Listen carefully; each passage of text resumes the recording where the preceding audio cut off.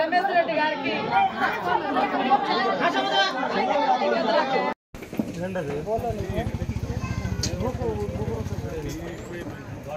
నేను తిరువూరు నియోజకవర్గం వచ్చిన తర్వాత నేను ఎక్కువ తిరిగింది మొదట అసలు నా రాజకీయ ప్రస్థానం ప్రారంభించింది కూడా ఏకొండూరు మండలం తండాల్లో. దానికి కారణం ఏంటంటే నేను కూడా దాదాపు అదే నేపథ్యం నుంచి చాలా పేద కుటుంబం నుంచి రావటం, తండాల్లో ఉన్న సమస్యలు, తండాల్లో ఉన్న వెనుకబాటుతనం ఇవన్నీ నాకు తెలుసు. కాబట్టి తర్వాత నేను చాలాసార్లు చెప్పాను, ఏకొండూరు తండాలో పిల్లల్ని చదివిద్దాము, ఉద్యోగాల కోసం వాళ్ళని ఎలా చదివించాలి. నేను ఎలక్షన్ ముందు కూడా రాజకీయాలు తక్కువ మాట్లాడాను, మన తండాల అభివృద్ధి గురించి ఎక్కువ మాట్లాడాను. తర్వాత ఈ మధ్యకాలంలో తండాల్లో అసలు రోడ్డే తెలియని తండాల్లో, కొన్ని తండాల్లో సిమెంట్ రోడ్లు వేయించాము. రకరకాలుగా ఇప్పుడు తండాల్లో ఉన్న చాలామంది తిరువూరులో నేను పెట్టిన డిఎస్సి కోచింగ్ సెంటర్లో ఫ్రీగా డిఎస్సి కోచింగ్ కూడా వస్తున్నారు. అయితే దురదృష్టం ఏంటంటే ఒక పక్కన మన సమస్యలతో మనం పోరాడుతున్నాం, ఇంకా కొంతమంది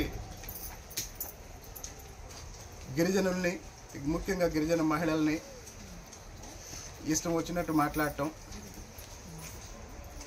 ఇంత జరుగుతుంది. సరే, ఇప్పుడు మన వాళ్ళు చెప్పిన దాన్ని బట్టి ఏకొండూరు మండలంలో తెలుగుదేశం పార్టీ నాయకుల్లో ఒకడైనటువంటి మాజీ marketing yard chairman Alwal Ramesh Reddy ఒక గిరిజన మహిళ లోను కావాలని అడిగితే, నువ్వు మీ అక్క నా దగ్గర పడుకుంటే లోన్ ఇప్పిస్తాను అని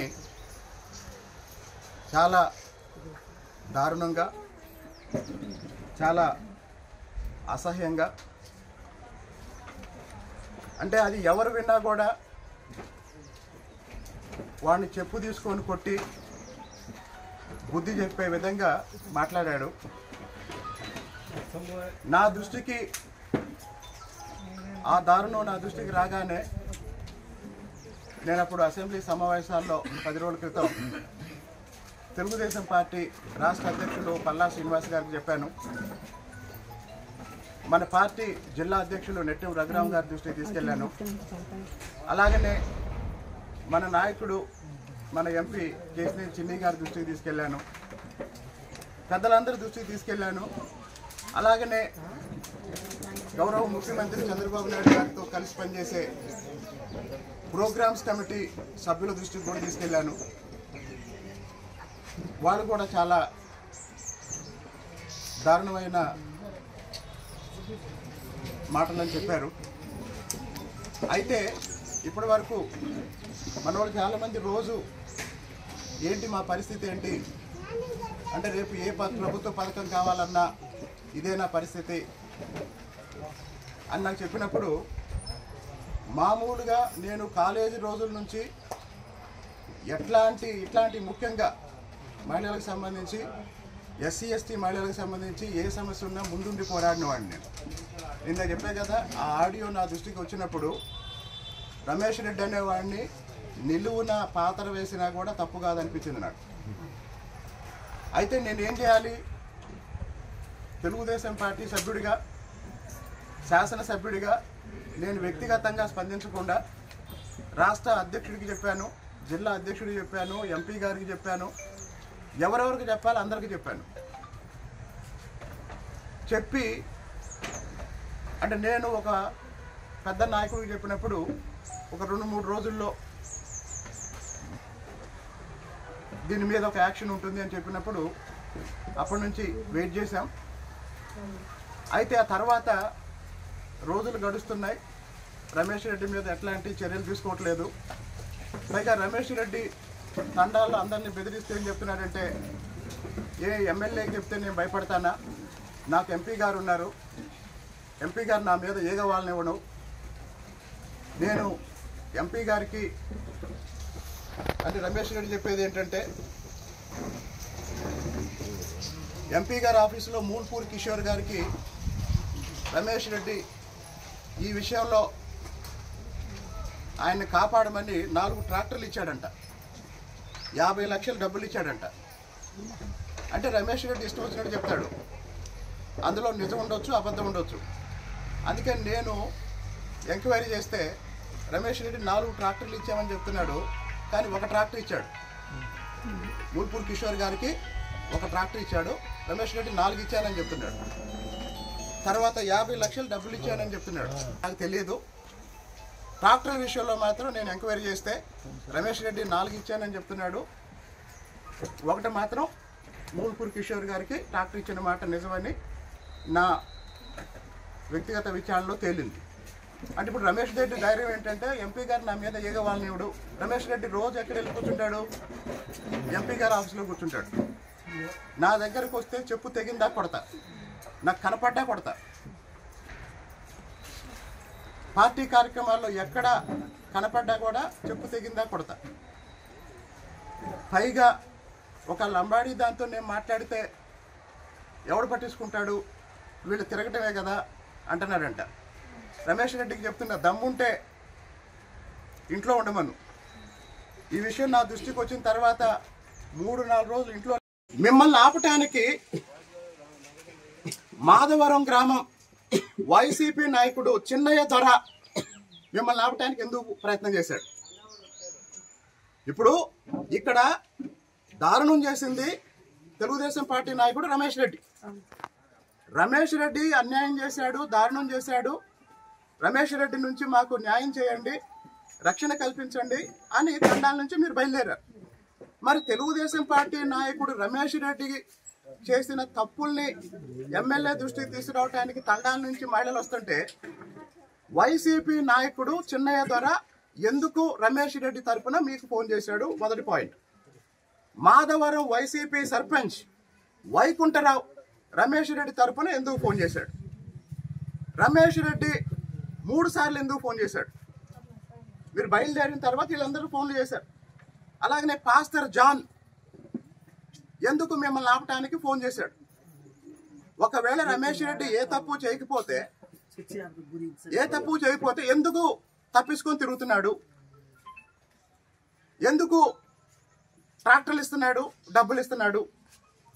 ఇంకో విషయం, ఎంపీ గారి విషయంలో రమేష్ రెడ్డి చెప్పే మాటల్ని నేను నమ్మటం లేదు. ఇలాంటి విషయాల్లో ఎంపీ గారు సహించడు. తప్పు చేస్తే ఎంపీ గారి దగ్గర కూడా రానివ్వడు. కాబట్టి మీరందరూ తండాల్లో గుర్తుపెట్టుకోండి, రమేష్ రెడ్డి చేసిన దారుణానికి ఎంపీ గారు రమేష్ రెడ్డిని సపోర్ట్ చేయరు. నా మీద ఎంపీ గారు ఈగ వాళ్ళనేడు అని రమేష్ రెడ్డి చెప్తున్న విషయం అబద్ధం. అయితే ఎంపీ గారి ఆఫీసులోనే రమేష్ రెడ్డి రోజంతా కూర్చుంటున్నాడు, అది నిజం. ఆ విషయం ఎంపీ గారికి తెలియకపోవచ్చు. కాబట్టి ఇప్పుడు డబ్బుల ద్వారా మేనేజ్ చేస్తున్నాడా, లేదా ట్రాక్టర్లు ఇచ్చి మేనేజ్ చేస్తున్నాడా, లేదా ఎంపీ గారి ఆఫీసులో ఎవరి ద్వారా వీటన్నిటి నుంచి బయటపడటానికి ప్రయత్నం చేస్తున్నాడా అనేది చూద్దాం. నేను ఇప్పటికే 10 రోజుల నుంచి మా ఎంపీ గారికి చెప్పాను, జిల్లా అధ్యక్షుడికి చెప్పాను, రాష్ట్ర పార్టీ అధ్యక్షుడికి చెప్పాను.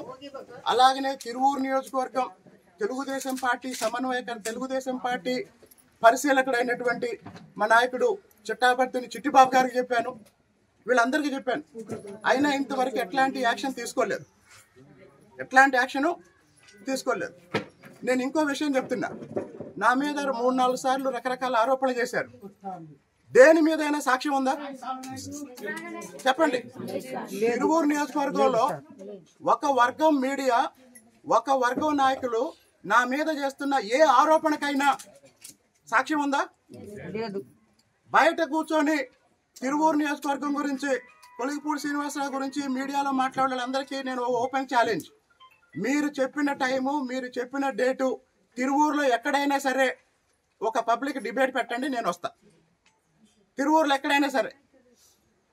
నేను కాదు, నా తరపున సాధారణ కార్యకర్తలు వస్తారు, సాధారణ కార్యకర్తలు వస్తారు. నేను అన్ని వర్గాలు అందరూ అభివృద్ధి చెందాలి, పిల్లల్ని చదివించాలి, చదువుకున్న వాళ్ళకి ఉద్యోగాలు రావాలి. ఈరోజు నేను చాలా ఖర్చు పెట్టి డిహెచ్ఈకి ఉచిత కోచింగ్ ఇస్తున్నాం. దాని గురించి ఎవరైనా పబ్లిసిటీ ఇస్తున్నారా? పోనీ పబ్లిసిటీ ఇవ్వమని నేను ఎప్పుడైనా అడిగానా? చెప్పండి. నేను ప్రతిరోజు చాలా కార్యక్రమాలు చేస్తా, అసలు నేనే పబ్లిసిటీ చేసుకోను. నేను ఎక్కడికైనా వెళ్ళిన మీడియాను కూడా తీసుకెళ్ళను. ఈరోజు 10 రూపాయలు పనిచేసిన వాళ్ళు 100 రూపాయలు మీడియాలో చూపించుకుంటున్నారు. నేను 100 రూపాయలు పనిచేసి కూడా 1 రూపాయి కూడా నేను ఈరోజు మీడియాలో చూపించట్లేదు. ఎవరన్నా నాతో ఉన్నవాళ్ళు, వాళ్ళు తీసిన ఫోటోలు, వాళ్ళు తీసిన వీడియోలు సోషల్ మీడియాలో షేర్ చేయటమే తప్ప. చాలామంది అనుకుంటున్నారు కొలిగిపూడి శ్రీనివాసరావు మాట్లాడలేదేంటి, కొలిగిపూడి శ్రీనివాసరావు మౌనంగా ఉంటున్నాడు ఏంటి. జగన్మోహన్ రెడ్డి కన్నా మంచి పరిపాలన అందించమని జనం మనకు ఓట్లేశారు. రోజు జగన్ తిట్టమని ఓట్లేయలేదు, రోజు జగన్ తిట్టమని ఓట్లేయలేదు. జగన్ చేసిన తప్పుల్ని చేయకుండా జగన్ కన్నా మంచి పాలన అందించమని ఓట్లేశారు. నేను అసెంబ్లీలో మాట్లాడింది కూడా తిరువూరులో ఉన్న సమస్యల గురించి మాట్లాడాను, రాజకీయాల గురించి మాట్లాడలా. రాజకీయాలు మొదలు పెడితే నాకన్నా నక్కివాడు మాట్లాడలేడు, లేదా చాలా మంది కన్నా చాలా ఎక్కువ తెలిసినారు. చాలా మంది తెలియని విషయం ఏంటంటే, నేను మాట్లాడిన వార్తే, నేను మాట్లాడకపోయినా వార్తే. కానీ మనం మాట్లాడితే దానివల్ల ప్రజలకు లాభం ఉండాలి, దానివల్ల సమాజానికి లాభం ఉండాలి. నేను 5 ఏళ్ళు అమరావతి గురించి మాట్లాడా, నేను మాట్లాడిన ప్రతి మాట కోట్ల మంది విన్నారు. ఈరోజు మన అదృష్టం, చంద్రబాబు నాయుడు గారు ముఖ్యమంత్రి అయ్యారు, అమరావతి మళ్ళీ మొదలైంది, పోలవరం పరుగు పెడుతుంది. ఒక పక్క చంద్రబాబు నాయుడు గారి నాయకత్వంలో అభివృద్ధి జరుగుతుంది, ఇంకో పక్క తిరువూరు నియోజకవర్గంలో ఈ మధ్య కాలంలో నాగార్జున సాగర్ కాలం నుంచి మన పంటలకు రావాల్సిన నీళ్లు రాక పంటలు ఎండిపోయే పరిస్థితి ఏర్పడితే, నేను కాలువలంట తిరిగి తెలంగాణ అధికారులతో మాట్లాడి, మన అధికారులతో మాట్లాడి, దండం పెట్టి బతిమలాడి రకరకాలుగా ప్రయత్నం చేసి కొన్ని నీళ్లు సంపాదించి, ఇంత దారుణం చేసిన రమేష్ రెడ్డి మీద పార్టీ నాయకత్వం చర్యలు తీసుకోకపోతే 48 గంటల తర్వాత నేను రాజీనామా చేస్తాను. లేకుండా వెళ్ళిపోయాడు, 3-4 రోజులు ఇంట్లో లేకుండా వెళ్ళిపోయాడు. అంటే నేను స్పందించి సీరియస్గా రియాక్ట్ అవుతానండి. నేను చాలా సంయమనంతో జిల్లా అధ్యక్షుడికి చెప్పి, రాష్ట్ర అధ్యక్షుడికి చెప్పి, ఎంపీ గారికి చెప్పి, పార్టీ ద్వారా క్రమశిక్షణ పార్టీ ప్రోగ్రామ్స్ కమిటీ సభ్యులకి చెప్పి, పైగా ఈ ఆడియో బయట పెట్టినోడిని ₹1 కోటి ఖర్చు పెట్టైనా సరే ఏం చేయాలో అది చేస్తానంటున్నాడంట. ఈ ఆడియో బయట పెట్టింది రమేష్ రెడ్డి దగ్గర ఉండే 2 వ్యక్తులు. మరి వాళ్ళు ఎందుకు బయట పెట్టారు అని తెలుసుకుంటే ఇంతకన్నా దారుణమైన విషయాలు తెలిసినాయి. అవి నేను ఇక్కడ బయటికి చెప్పకూడని పరిస్థితి. పార్టీ నాయకులకి వ్యక్తిగతంగా నేను చెప్తాను. ఇప్పుడు నేను యాక్చువల్గా చాలా కంట్రోల్ చేసుకొని మాట్లాడుతున్నాను, చాలా బాధతో మాట్లాడుతున్నాను. ఒకటి మాత్రం చెప్తాను, ఇంకో విషయం, ఇక్కడ ఉన్న వాళ్ళందరినీ ఒక ప్రశ్న అడుగుతున్నాను, చెప్పండి. మీడియా వాళ్ళని కూడా, ఇంత దారుణమైన ఆడియో బయటకు వచ్చిన 10 రోజుల తర్వాత కూడా రమేష్ రెడ్డి మీద పార్టీ పెద్దలు ఎలాంటి చర్యలు తీసుకోలేదు, ఎలా స్పందించలేదు. ఇందులో కనీసం 1% నాలాంటి వాడు ఎవడన్నా మాట్లాడితే ఏం చేసేవాళ్ళు చెప్పండి? ఏం చేసేవాళ్ళు చెప్పండి? అసలు నేను ఏం చేయకపోయినా ఇక్కడ తిరువూరులో ఏదో నేరాలు ఘోరాలు జరుగుతున్నాయని చాలా మంది మీడియాలో చెప్తున్నారు కదా. చెప్తున్నా కదా, నా గురించి బయట ఉండి యూట్యూబ్లోనో మీడియాలోనో చర్చలు పెట్టే వాళ్ళకి నేను ఇంతకుముందు చెప్పాను, ఇప్పుడు చెప్తున్నాను. తిరువూరు వచ్చి జనాన్ని అడగండి. కొలిగిపూడి శ్రీనివాసరావు ఏంటి, కొలిగిపూడి శ్రీనివాసరావు ఏం చేస్తున్నాడు, తిరువూరు వచ్చి జనాన్ని అడగండి. తిరువూరుతో సంబంధం లేకుండా ఎక్కడో హైదరాబాద్లో కూర్చొని లేకపోతే విజయవాడలో కూర్చొని యూట్యూబుల్లో వీడియోలు పెట్టుకున్న వాళ్ళకి ఒకటే చెప్తున్నా, నాకు స్పందించడానికి 1 నిమిషం చాలు. నేను ఈరోజు శాసనసభ సభ్యుడిగా ఉన్నందువల్ల చాలా బ్యాలెన్స్డ్గా, చాలా బాధ్యతాయుతంగా నేను ఏం మాట్లాడినా అది పార్టీకి ఇబ్బంది కలగకుండా ఉండాలన్న ఉద్దేశంతో నేను 12-13 రోజుల నుంచి చాలా చాలా చాలా చాలా కంట్రోల్ చేసుకొని ఉంటున్నా. ఇప్పుడు అడుగుతున్న పార్టీ పెద్దలను కూడా, ఒక గిరిజన మహిళ లోన్ అడిగినందుకు నువ్వు కానీ మీ అక్క కానీ వచ్చి నా దగ్గర పడుకుంటే లోన్ ఇస్తానన్న నాయకుడిని ఈ రోజు వరకు స్పందించలేదంటే, ఇదే మరి ఇతర కులాల నాయకుల నుంచి కూడా ఇతర కులాల వాళ్ళు తప్పు చేసినా కూడా ఇలానే స్పందిస్తారా? కులానికి ఒక న్యాయమా, నాయకుడికి ఒక న్యాయమా? తర్వాత నేను 2-3 రోజుల క్రితం మీడియాలో వార్త చూసా, తిరువూరులో 3 ట్రిప్పర్లు మట్టి తోలుతున్న ట్రిప్పర్ని పట్టుకున్నారు అని. ఆ రోజు 100 ట్రిప్పర్లు తిరువూరు రోడ్ల మీద వెళ్ళినాయి. మరి 97 టిప్పర్లను ఎందుకు వదిలేశారు? 3 టిప్పర్లను ఎందుకు పట్టుకున్నారు? ఎవరు పట్టుకోమంటే పట్టుకున్నారు. సరే పట్టుకున్నారు. నేను ఇంకోటి కూడా చెప్తున్నా, మరి ఆ టిప్పర్లతో మట్టి తోలిస్తున్న నాయకుల పేర్లు ఎందుకు రాయలేదు? చెప్పండి, నాయకుల పేర్లు ఎందుకు రాయలేదు? 1 నిమిషం. తర్వాత ఇంకో ప్రచారం ఏంటంటే, కొలిగిపూడి శ్రీనివాసరావు వైసీపీ వాళ్ళతో కలిసి ఏదో చేస్తున్నాడని. ఇప్పటికీ నేను ఒక వైసీపీ నాయకుడు అక్రమంగా కడుతున్న బిల్డింగు కోల్చమని వెళ్ళినందుకు నా మీద పోలీస్ కేసు పెట్టారు. ఒక వైసీపీ నాయకుడు 4 స్థలాన్ని ఆక్రమించి అక్రమంగా బిల్డింగ్ కడుతున్నాడని దాన్ని ఆపేయమని నేను విఆర్ఓని అడిగాను, పంచాయత్ సెక్రటరీని అడిగాను, ఎంఆర్ఓ గారిని అడిగాను, ఆర్డీఓ గారిని అడిగాను. వాళ్ళందరికీ చెప్పిన తర్వాత వాళ్ళు స్పందించకపోతే నేను వెళ్ళాను, నా మీద కేసు పెట్టారు. అంటే ఒక వైసీపీ నాయకుడికి వ్యతిరేకంగా నేను పనిచేస్తే నాకు మీద కేసు పెట్టారు.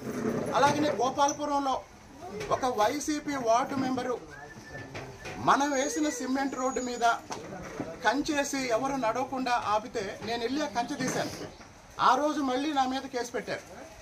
అంటే వైసీపీ వాళ్ళ విషయంలో నేను వాళ్ళ మీద పోరాటమో వాళ్ళు చేసిన తప్పుల్ని సరిదిద్దడానికి ప్రయత్నం చేస్తే నా మీద కేసు పెట్టారు.